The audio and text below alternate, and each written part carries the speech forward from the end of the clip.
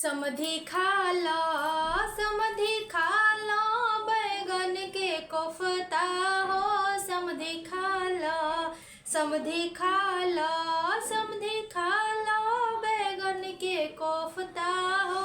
समधी खाला देखी मान ललचाए लार टपकत जाए। समधी खाला समधी खाला बैगन के कोफ्ता हो। समधी खाला देखी के रसगुल्ला मन हो जाला गुलगुला। अब समधी के बहिनी मालपुआ।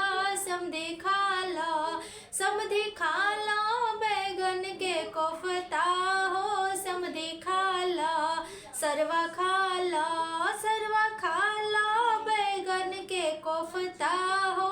सरवा खाला देखी के मन ललचाए लार टपकत जाए। समधी खाला सरवा खाला बैगन के कोफ्ता हो। सरवा खाला देखी रसगुल्ला मन होला गुलगुला। अब सरवा के बहिनी मालपुआ। समधी खाला सरवा खाला बैगन के कोफ्ता हो। समधी खाला अगुआ खाला